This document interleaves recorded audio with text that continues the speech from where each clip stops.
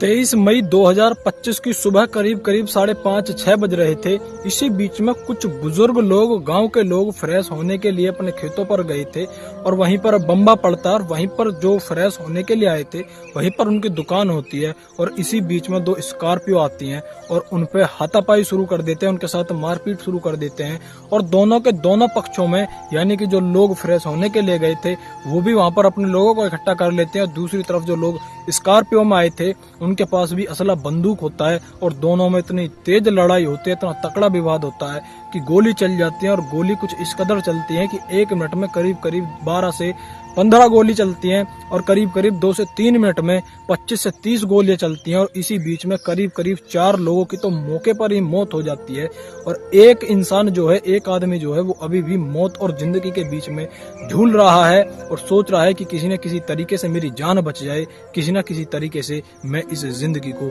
जी पाऊं। दोस्तों, इस वीडियो में जानने की कोशिश करते हैं कि आखिरकार किसने किया, क्यों किया, कब किया, कहां किया और कैसे किया। राम राम, नमस्कार, सत श्री अकाल, जय हिंद। दोस्तों, मेरा नाम है जीत सैन और ये सच्ची घटना है बिहार के जिला बुक्सर की। बिहार के बुक्सर में एक परिवार रहता था जिसकी एक दुकान थी, जिसके कारोबार से उनका घर का खर्चा चलता था, उनके घर में रोटियां बनती थी, वो अपना लालन पालन कर रहे थे। उनकी दुकान होती है रोड़ी बदरपुर की, कुछ इस तरीके का वो बिजनेस किया करते थे। रोड़ी बदरपुर की दुकान होती है और 23 मई 2025 को उनके घर में एक शादी होती है और इसी बीच में उनको पता चलता है कि उन्हीं की दुकान के बराबर में एक नई दुकान खुली है और लोगों का अंदाजा ये बताया जा रहा है कि वो तुम्हारी दुकान पर भी कब्जा कर लेगा, क्योंकि वो एक दबंग आदमी है, क्योंकि वो एक गुंडा आदमी है और बड़े बड़े लोगों से उसके साथ उठना बैठना है और ऐसा कोई काम नहीं, ऐसा कोई भी गंदा काम नहीं जिस गंदे काम को वो ना करता हो। शराब हो, गांजा हो, सिगरेट, बीड़ी, धुआं इत्यादि नशे का हो, ड्रग्स का हो, किसी भी तरीके का हो, असला बारूद का हो, ऐसा कोई काम नहीं, ऐसा कोई धंधा नहीं जिस धंधे को वो ना करता हो।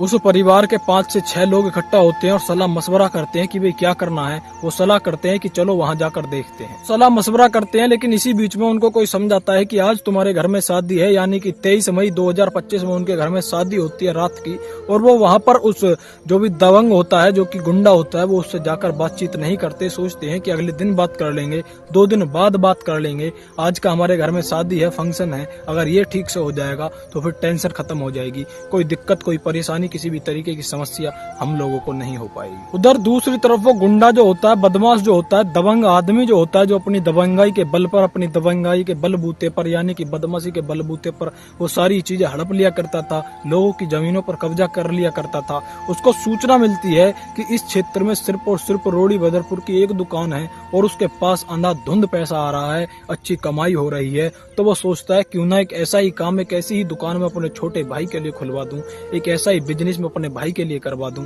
इसी बीच में उसको सूचना मिलती है कि जो दुकान गांव में पहले से ही है, आज उस घर में, उनके घरों में, उनकी बहन की या किसी की शादी है, उनके घर में एक फंक्शन है। इसी बीच में मौका देखकर वहां पर एक नई दुकान बनवा देता है और अपनी दुकान के सामने रोड़ी बदरपुर इत्यादि ऐसा सामान बहुत सारी मात्रा में वहां पर गिरवा देता है और उनकी दुकान पर भी कब्जा कर लेता है। यानी उनके शटर वगैरह तोड़ने के बाद में वो सोचता है कि आज के बाद तुम इस दुकान को नहीं चलाओगे, आज के बाद मैं और मेरा भाई इस दुकान को चलाएगा। जो कि गुंडा होता है, बदमाश होता है, उसके पास में कारतूस पाए जाते हैं, असला पाया जाता है, बंदूक पाई जाती है, लाठी डंडे पाए जाते हैं। ठीक उस दिन जिस दिन उनके घर में शादी होती है, वो उन लोगों को सूचना मिलती है कि भी तुम्हारी दुकान पर वो लोग, दबंग आदमी जो है वो कब्जा करने वाले हैं, तुम्हारी दुकान को बंद करवा देंगे और वहां पर वो अपनी दुकान खोलेंगे। इसी बीच में वो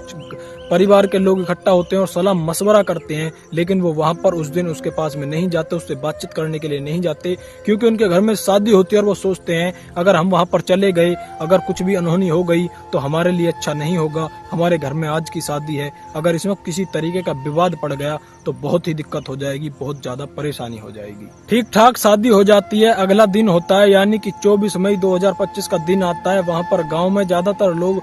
फ्रेश होने के लिए जंगल जाते हैं, खेतों में जाते हैं और जैसे कि उनके परिवार के कुछ लोग से 4 से 5 लोग वो उसी तरफ जाते हैं, यानी कि बम्बा भी पड़ता है और बम्बे के पास में ही उनकी दुकान होती है। वो सोचते हैं कि वहां जाकर दुकान भी देख लेंगे, जो रिश्तेदार आए हुए हैं वो दुकान, उनको दुकान भी घुमा देंगे और फ्रेश भी होने के लिए चले जाएंगे। तो इसी बीच में वो लाठी ले लेकर 4 से 5 लोग अपनी दुकान की तरफ, उस बम्बे की तरफ, खेतों के रास्ते से निकलकर वहां जाते हैं। इसी बीच में उन गुंडों को, उन दबंगाई को सूचना मिल जाती है कि कुछ लोग लाठी डंडे लेकर दुकान की तरफ आ रहे हैं। इसी बीच में उधर से भी स्कॉर्पियो आती है जिसमें करीब करीब 10 से 12 लोग होते हैं, जिनके पास में बंदूक होती हैं, गोलियां होती हैं और लाठी डंडे होते हैं। जब वो लोग यानी कि गांव के लोग जो होते हैं 5 से 6 लोग जो कि पैदल पैदल जा रहे थे, जब उनको भी सूचना मिलती है कि भी आगे 2 स्कॉर्पियो खड़ी हैं और वो तुमको कुछ भी चोट पहुंचा सकते हैं, तुमको परेशानी पहुंचा सकते हैं, तो वो लोग भी अपने फोन करने के बाद 10-20 लोग इकट्ठा कर लेते हैं। और इसी बीच में जब एक दूसरे से बात कर रहे थे, वार्तालाप कर रहे थे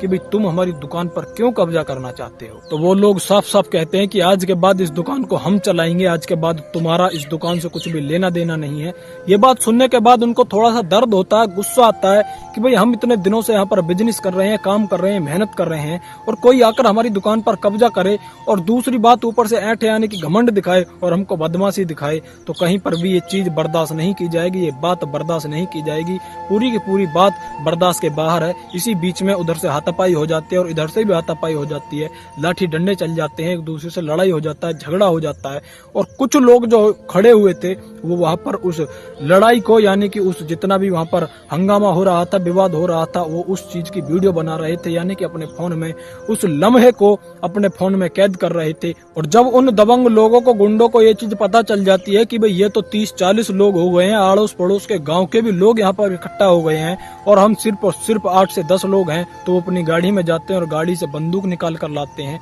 और 1 मिनट में करीब करीब 10 से 15 बार फायर करते हैं, जिसमें से करीब 2 लोगों को लग जाती है। उसके बाद में अगली 2 या 3 मिनट में ही वो करीब करीब 25 से 30 गोलियां फायर करते हैं, जिसमें 4 लोगों की तो मौके पर ही मौत हो जाती है और 5वां जो शख्स है वो आज भी जिंदगी और मौत के बीच में खेल रहा है, जिंदगी और मौत के बीच में झूल रहा है, भगवान से विनती कर रहा है कि किसी न किसी तरीके से मेरी जान बच जाए। पूरा का पूरा परिवार रो रो कर पागल हो गया, पूरा का पूरा परिवार तड़प रहा है, भगवान से विनती कर रहा है कि किसी न किसी तरीके से जो शख्स है इसकी जान बच जाए और ये हमारे परिवार में वापिस आ जाए। बेशक फिर चाहे वो दुकान मिलती हो मिलो या ना मिलती हो मत मिलो। और जब वो दबंग लोग उन लोगों की मौत कर रहे थे, उन पर गोलियां चला रहे थे, उसकी भी बाकायदा एक वीडियो सोशल मीडिया पर बहुत तेजी से वायरल हो रही है। उसके बाद में वहां पर FIR की जाती है और वो वीडियो बाकायदा पुलिस को दिखाई जाती है, जिसमें वो लोग भी दिख रहे हैं, उनकी गाड़ी भी दिख रही है, उनके हाथों में बंदूक भी दिख रही है। उसके बाद में एक बहुत बड़ी संख्या पर पुलिस उस गाँव में आती है, SDM आता है, IPS आता है, DIG आता है, DSP आता है, लेकिन उस परिवार के जो 4 लोगों की मौत हुई, उनके परिवार साफ साफ इनकार कर देते हैं कि जब तक वो पकड़ा नहीं जाएगा, जब तक हम इन लाशों को यहाँ से उठने नहीं देंगे। बाद में प्रशासन उनको बहुत ज्यादा समझाता है, MLA साहब जाते हैं, विधायक साहब जाते हैं, उनको समझाते हैं और पूरा का पूरा आश्वासन देते हैं। जब पुलिस उनके घर पर जाती है तो वो लोग फरार हो चुके थे और पुलिस की जांच में बात निकल कर आती है कि वो लोग दारू, गुटखा, बीड़ी, ड्रग्स और असला बारूद का धंधा क्या करते थे। दोस्तों, इस वीडियो का उद्देश्य किसी को डराना धमकाना बिल्कुल भी नहीं है, बल्कि आप सभी को जागरूक करना है, सचेत करना है। जय हिंद, जय भारत।